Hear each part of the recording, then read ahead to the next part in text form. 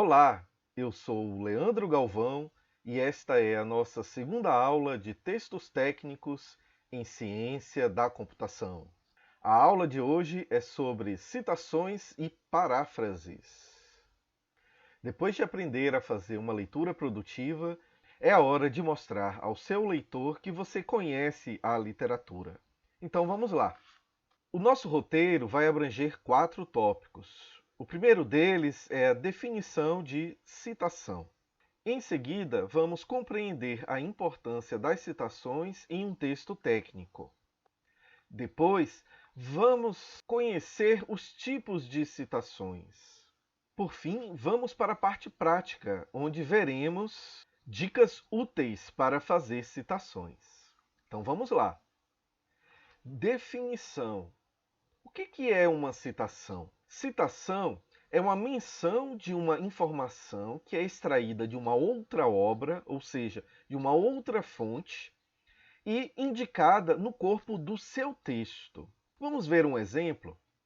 Temos um texto que diz o seguinte: no que se refere ao tempo de retenção da informação, a memória pode ser classificada em memória sensorial, memória imediata ou de curto prazo, e memória de longo prazo. Quem escreveu este texto tomou essa classificação a partir de uma outra obra que foi escrita pelo Steinberg no ano de 2000.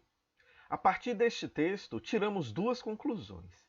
A primeira é que essa classificação não foi proposta pelos autores desse texto. E a segunda conclusão é que essa classificação foi proposta na obra do Steinberg no ano de 2000. Por isso, os autores desse trecho dão o devido crédito ao autor Steinberg nessa parte que está em destaque entre colchetes, para que o leitor que deseja saber mais detalhes sobre essa classificação possa ir ao final do texto e consultar as referências bibliográficas à obra que apresentou essa classificação.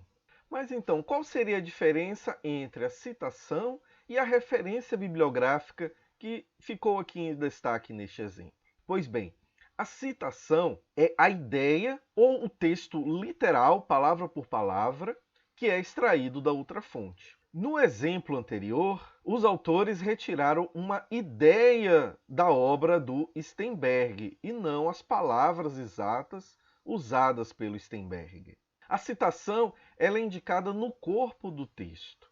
Já a referência bibliográfica é uma descrição padronizada que identifica uma obra citada, no caso daquele exemplo, o Steinberg. Esses detalhes são listados em uma seção do texto chamada referências, que fica lá no final dele.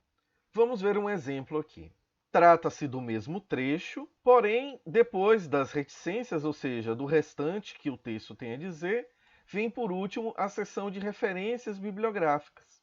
E nela são listadas todas as obras consultadas por esses autores para embasar as suas discussões. E entre elas está justamente a obra do Steinberg, onde temos aqui o sobrenome dele, as iniciais abreviadas, o ano de publicação, o nome do livro, Psicologia Cognitiva, a cidade onde a editora fica situada e o nome da editora. Então, aqui temos uma citação, no caso a citação da ideia de classificação proposta pelo Steinberg, e aqui temos a referência bibliográfica correspondente. Por falar em correspondência, uma característica importante que muitos alunos iniciantes não prestam atenção é que toda citação deve corresponder a uma referência bibliográfica e vice-versa.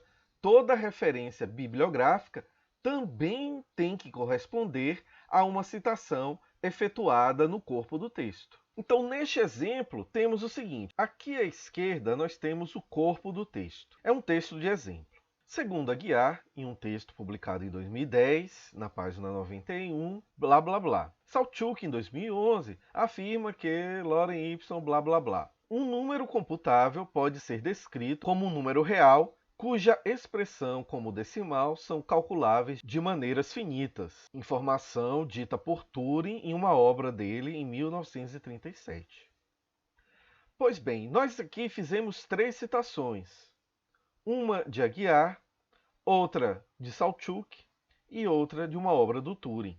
Portanto, na seção de referências bibliográficas, nós deveríamos ter 3 referências bibliográficas. Temos sim Aguiar, está batendo, ok. Saltchuk, que é citada no corpo do texto, também está sendo referenciada. Porém, a obra de Alan Turing não é listada nas referências bibliográficas.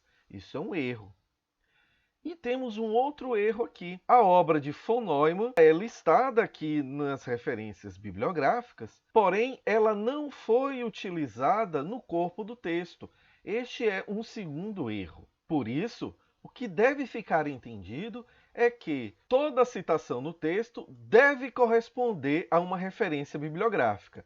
E toda referência bibliográfica tem que ter sido usada pelo menos uma vez no corpo do texto. Qualquer quebra dessa correspondência constitui um erro a ser evitado. Portanto, encerrando esta primeira parte sobre definição de citações, a mensagem mais importante que eu tenho para dizer a vocês é que você deve dar crédito àquilo que não é seu. Seja uma ideia, seja um texto palavra por palavra. Então, toda informação ou ideia que seja de outra obra, de outro autor, deve ser referenciada no seu texto. Porque se você não fizer isso, pode configurar em plágio. Plágio é um assunto muito sério que será tratado na aula 4. Por isso, por enquanto, vamos focar nas citações. Na próxima parte, vamos entender por que devemos citar, além da necessidade de evitar o plágio. Até lá!